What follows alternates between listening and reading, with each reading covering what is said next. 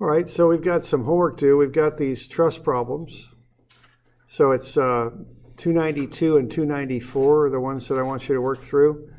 Are y'all doing okay with this when we get the reactions on 294? Or I'm sorry, on 292. So the reaction should be 54 kilonewtons at F and 21 kilonewtons at A. We got any questions on that? And then you would also want to find the angles that I found there, just using the arctan function with the dimensions in the x and y directions. Okay. So that's normally job number one on a truss. You find the angles of the members and you find the reactions. Okay. Once you have that, you want to go to a joint that has a known force acting on it, so you've got something to work with, and two unknowns, no more than two unknowns. So I went to joint F, I think. Okay. So I've got 54 up, and then I've got two, and then I have no X force applied. I've got two unknowns, dF at 56.31. I'm assuming it's going down right. So that's compression at 56.31 degrees. And then I've got EF going to the left in tension. That's my assumptions. EF is horizontal. Now, when I look at that, I've got one unknown in the Y, two in the X. So I'm going to start with sum of Fy, set it equal to 0. 54 up. Minus, because it's down, sine 56.31 times FDF. So that's the y component of that going down. I can then solve that equation out, and I'll get FDF is 64.9. Positive answer means the compression assumption was correct. Okay. We okay with that? Okay. Once you got that, sum of fx is 0, minus FEF to the left, plus cosine 56.31 times the now known FDF of 64.9. So for FEF, it's 36. Positive answer means the direction assumption was correct, it's to the left. Doing all right with that? Good question.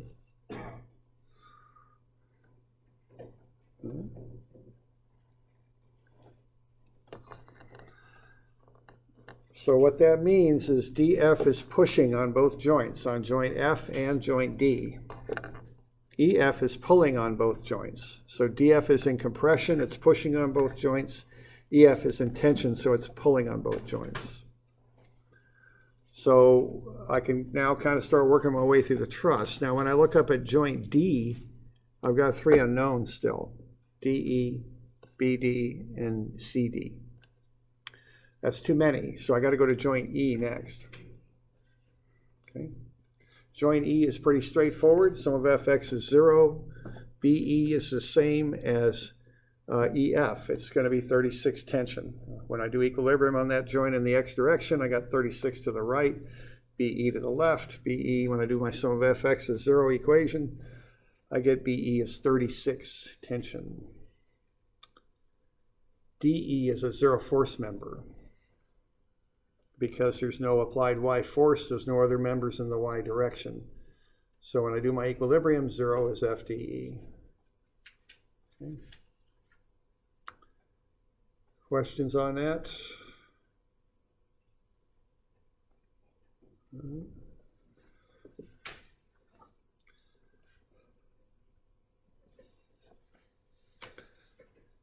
Okay. Now I've got that. Now I can go up to joint D because I found that DE is 0, so that only leaves two unknowns at joint D. Now notice I didn't go to joint B because I got three unknowns there. It's too many. So I got to go up to joint D. Okay. That compression in DF acts up left on D. That's compression. I've got the 60 kilonewtons down, which I want to be sure to pick up. And then I've got my unknowns. CD, I'm assuming compression, so it's pushing to the right. BD, I'm assuming compression, so it's pushing up and to the right. When I look at that, I go, which equation should I start with?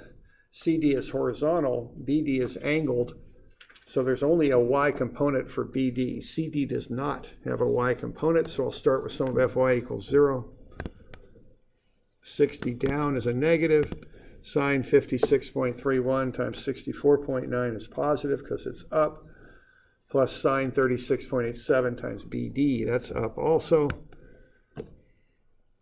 Okay, 0 is negative 60 plus 54 plus 0.6 FBD. I can solve for FBD, it's 10 positive. So my assumption of direction was correct. It's up, it's pushing compression. Do a sum of Fx, set it equal to 0. FCD is 28 kilonewtons compression.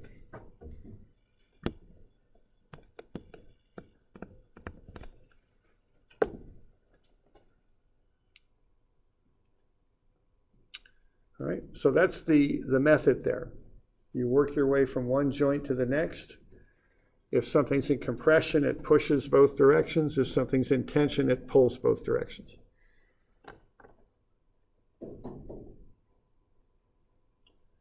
Do we have any questions on that approach? Because, that's basically it.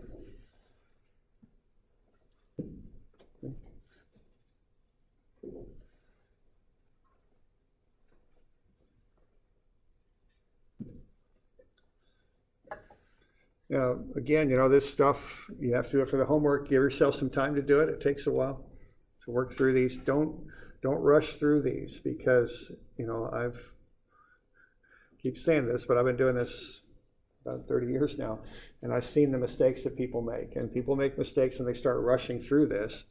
That's when they start making mistakes. So draw a picture, free body diagram of each joint, set up an equilibrium equation equal to 0. That will help you avoid sign errors when you do that, okay? And just work through it systematically. And just kind of remember to change the directions on the forces as you move from one joint to the next, okay? And also remember to find the angles of the reactions first. You need that before you can really do much else, usually, okay?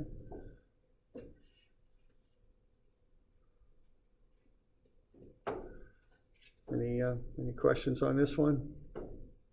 Okay.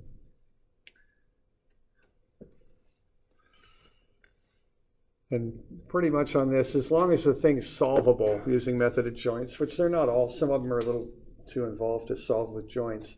But if they're solvable with joints, if you've done one truss, you've done every truss. I mean, that's the method. You just kind of walk through it with this approach. Okay. The next one does have one little kind of twist on it, if we're good with that one.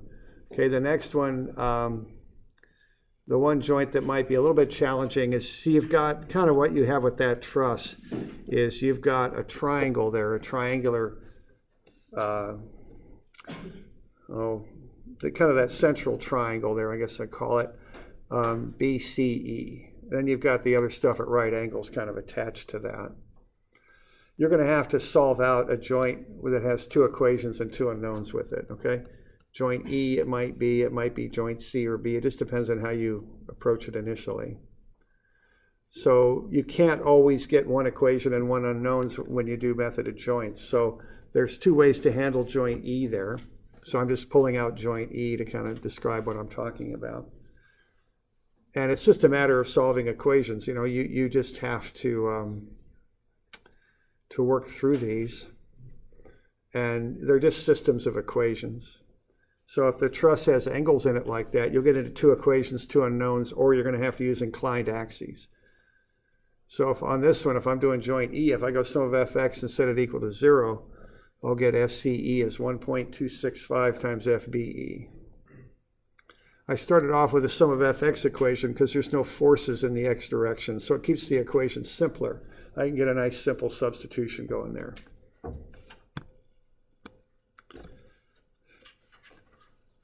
Okay, now once I've got that, I can set up my sum of Fy equation like that.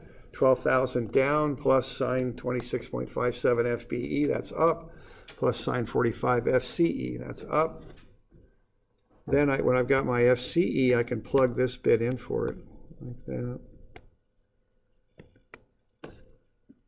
I can work through it. I'll get 12,000 is 1.342 FBE. I can solve for FBE. It's 8944 newtons compression.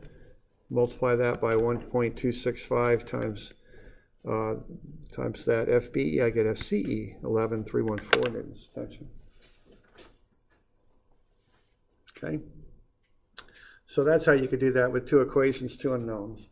It's just a 2x2 matrix, basically. Two equations, two unknowns. So that one was solved with substitution. I did it doing sum of fx first because I don't have any forces in the x direction that are applied directly. So that gets me a nice clean substitution between FBE and FCE. Okay. So that's how you could solve that joint out. And as I say, if you use a solver on your calculator or something, just show me the equations you're going to use. Then just tell me how you solve it. It's fine. Okay? Now, the other way to solve that is to incline your axes, which is always a nice trick in statics. The angles can get a little tricky when you do that, but it leads to simpler equations. So the other way to solve out joint E is to use an inclined axis system, x prime and y prime, like that, aligned to FBE. If you do that, you got to do a bit more with the angles. You got to take the 45 and the 26.57 and get 71.6. And then you're going to have to take this angle right here, which basically you're taking the 26.57 and subtracting it from 90, I guess might be a better way to state that. And you're getting that angle there. Because what you've got here, that's probably, I'm sorry, I think I shouldn't have mentioned that other angle. We got a 90 there. We got 26.57. So if you got 180 for this original line here,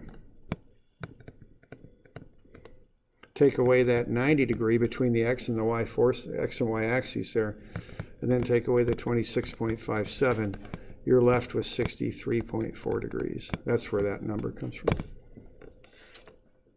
So when you use inclined axes, you got to do a little bit more with the angles, is the deal. Okay. So if you've got that, you can just go sum of fy prime now is 0, sine 71.6 times FCE minus sine 63.4 times the 12,000 is equal to 0. So for FCE, it comes out to be the 11,313. And then you can go sum of fx prime if you want, or you could go back to just a straight sum of fx if you wanted. That might be simpler yet. And you can solve for FBE, it's 8944. So I just thought I'd point that out, because when you're solving these things out, you can use whatever axes you want, as long as you're consistent in how you approach it. It's just another trick you can use. So, we good with that? We got any questions on that? Good. All right. Okay, then we also have those zero force member problems. Okay.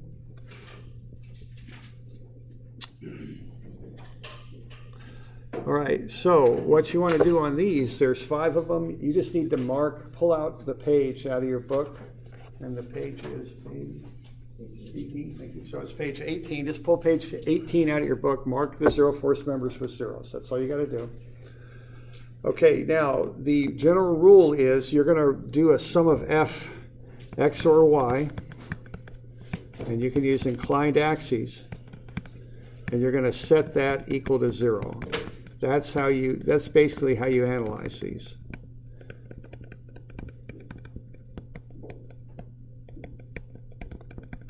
Okay? And if you can do that, and you can prove that something is 0, you only need to look at one joint. Okay? Often these zero force members are only apparent on one joint, not on both sides, but on one joint. The general places you want to look are unloaded corners and unloaded T intersections. And there's a couple other little caveats, but that's the basics. Unloaded corners, unloaded T's. Okay? Is that a 0 there?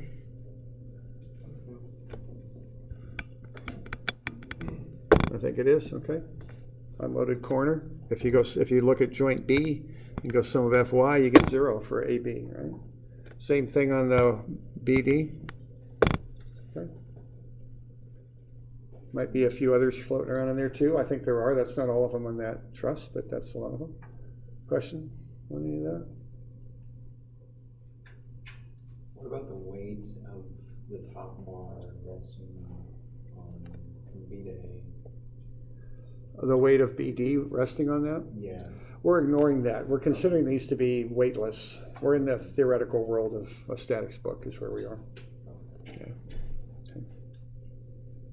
The situation, why isn't FG 0 as well? There are a couple other zeros in this one. I'm not marking them all. There's 2 others.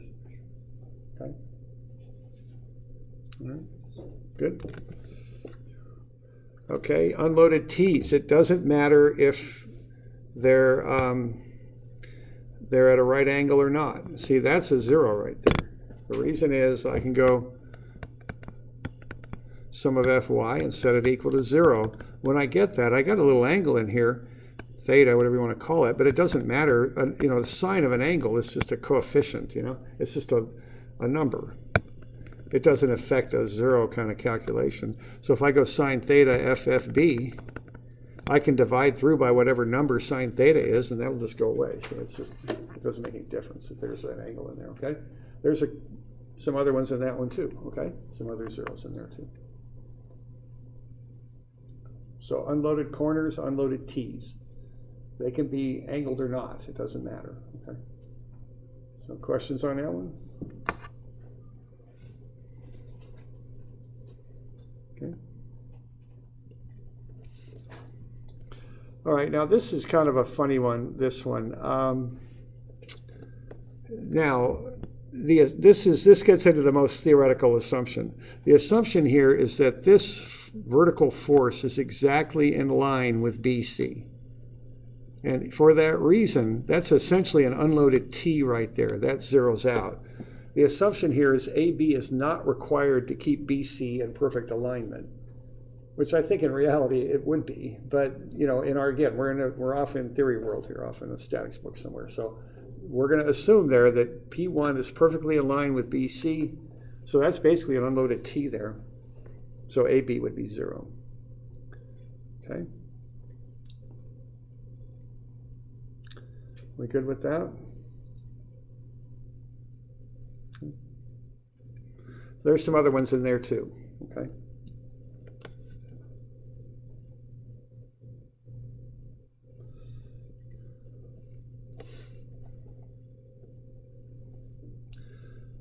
This one. Let's see. Let me just ask you one thing here. That's an unloaded corner, right? But how many members in there? 3. Now 3 makes it too ambiguous. You can't do much when you got 3 unknowns. If you got 2, you can. But 3 is just too much going on, okay? You can't really, there could be a force in AB, there probably is, given where P1 is. And AC could counteract that, then AD could push over to kind of balance out the X, That could be what's going on there. So I wouldn't, that unloaded corner thing and unloaded T, it only counts if you have 2 members on an unloaded corner and 3 directions on an unloaded T. You can't, so that is, I wouldn't assume any zeros on that one, okay? You with me? Because there's too much going on there. Similarly, let me see here if I've got something I could show to illustrate. I don't. Let's say, and we don't have one like this, but let's say we had a truss like this. Yeah, we could do that. There we go. We don't have one like this, but just to illustrate what I'm kind of trying to talk about here too. Just because there is an unloaded T there, that's not really a T. There's 4 members in there. That you can't assume any zeros in that joint either. Okay. So when I say an unloaded T, what I mean is an intersection like that. When I say an unloaded corner, I mean an intersection like that. Okay. So that's what I mean by unloaded. Okay. So 0, 0, 0, 0, 0. Okay. But when you start having 3 members on a corner or 4 members on a T, you can't make this 0 assumption with it anymore. It doesn't work. Okay? So that trust may or may not have zero force members. Some trusts out there don't. So if it doesn't have any, don't mark any. Okay, would be my advice. Okay. Questions on that? What about E to F? E to F. Okay, E to F. Now the thing is on this is, what am I trying to say here? Sometimes when you're doing this engineering stuff, you really have to discipline how you think, and it's to your long-term benefit. And the rule on E to F, what I mean by that is if I look at joint E, I don't know what's going on there. I got 4, okay? It's too much. So what I got to do, I got to look at joint F. You can look at either joint on a member to prove something. Now what I'm seeing there at F is that's pulling down, so that's going to have to pull back up, right? So I don't think there's any zeros there. Yeah, I don't, because, okay, now the other thing that's going on here, we had one like this, kind of like this in class, but when I kind of analyze this, there's downward loads, so from that I'm going to assume that there are upward reactions, right? Now when I get that upward reaction, this thing has to push down to counteract it, right? Because it's the only Y unknown.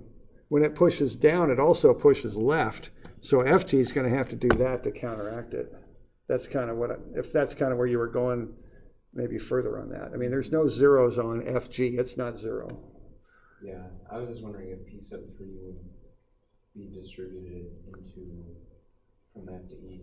I don't know, there's an order. It is, but it's transmitted through EF. That's what gets it there. Yeah. Okay. All right. Okay. Other questions?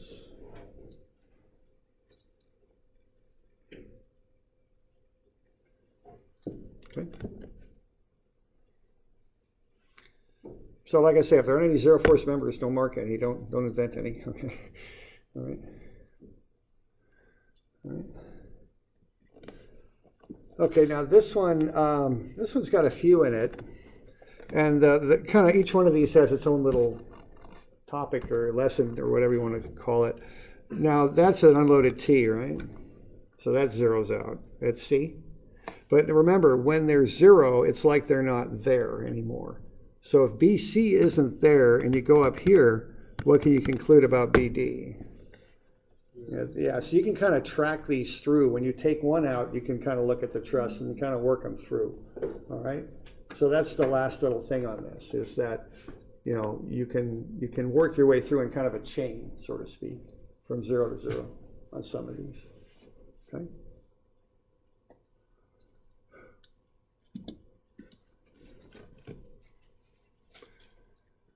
So questions on any of this stuff?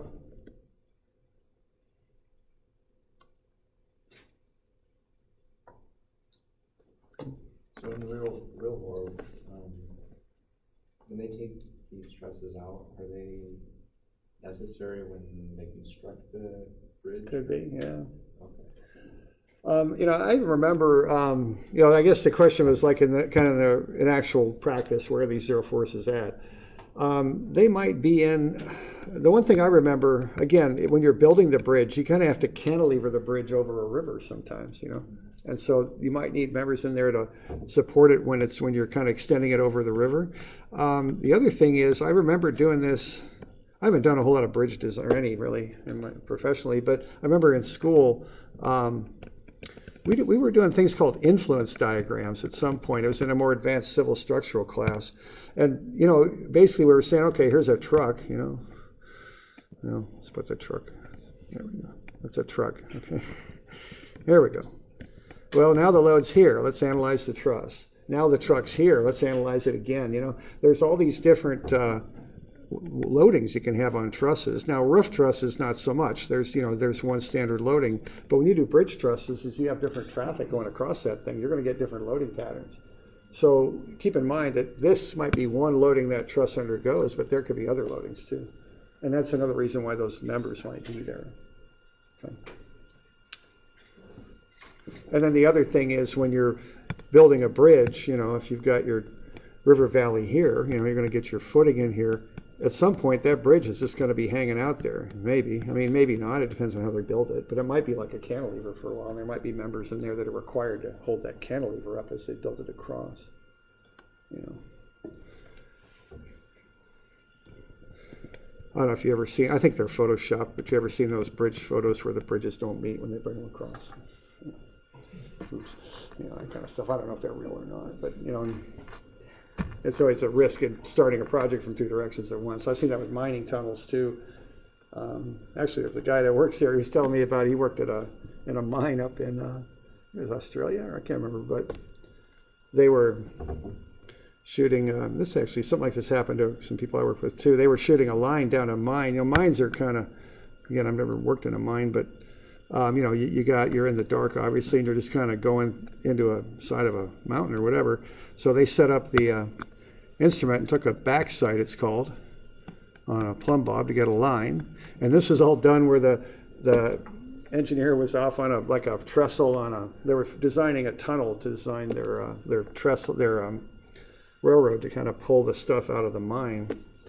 And so, I mean, the guy with the plumb bob was leaning over a timber, kind of holding it down. This is back before OSHA was really doing too much. And the guy with the instrument was kind of doing the same sort of thing. And he shot that. And then they built their shaft on the mine based on that single shot for a backside to kind of get their instrument oriented. And they came down, and their tunnel was about, you know, a couple feet off. And the engineer was like, you know, he was unhappy because they could still work the project, but it was the same kind of professional pride. And he was trying to figure out what the heck happened. And it turned out when this fellow leaned, they didn't notice it, but he was on a timber that was kind of sticking out, and the thing bent a little bit as he was hanging a plumb bob. And so it got that whole backside off, and that affected the whole project. So, you know, that got him offline. I had a guy tell me, I worked with surveying, same thing. They set up their instrument, and unbeknownst to them, there was a tree root over there. And they set up on top of that tree root. And, you know, as they're coming around for that shot, they kind of lean on that leg on the tree root, and it just throws that thing out of level every time. They couldn't figure out what the heck was going on there for about a day, you know. So, you know, you got to know all this stuff going on. You never know. Kind of frustrating to go through these things, but I guess they make funny stories that you can tell people. So anyway, okay, so we good on those? All right.